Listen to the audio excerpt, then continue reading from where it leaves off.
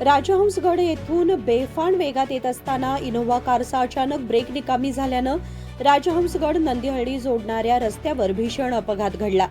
Innova कारने समोरून येणाऱ्या गोवा पासिंग बलेनो कारला जोरदार धडक दिल्याने बलेनो कारचा मागील भाग पूर्णतः निकामी झाला। धडकेची तीव्रता इतकी होती की बलेनो कार तब्बल 200 फुटांवर जाऊन पडली, तर इनोव्हा कार सुमारे 500 फुटांवर जाऊन थांबली।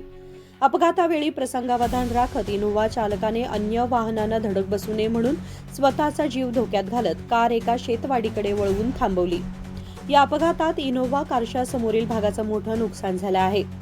गोवा पासिंग असलेल्या बलेनो कारचा क्रमांक GA03H2604 असा असून त्यामध्ये प्रवास करणाऱ्या खानापुरे नावाच्या व्यक्तींना किरकोळ दुखापत झाली, तर इनोव्हा कार क्रमांक KA22N0347 असून या वाहनातील सर्वजण सुखरूप बचावले।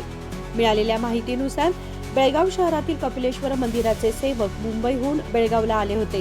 कमलबस्ती पाहिल्यानंतर ते राजहंसगड परिसर पाहण्यासाठी गेले असताना हा अपघात घडला। इनोव्हा कार अभिजित चव्हाण यांच्या भाच्याने चालवली होती। कारमध्ये एकूण 7 जण प्रवास करत होते। एवढा भीषण अपघात होऊनही कोणतीही गंभीर जीवितहानी झाली नसल्याने देव त्यांच्या पाठीशी होता अशीच प्रतिक्रिया परिसरातून व्यक्त होत आहे।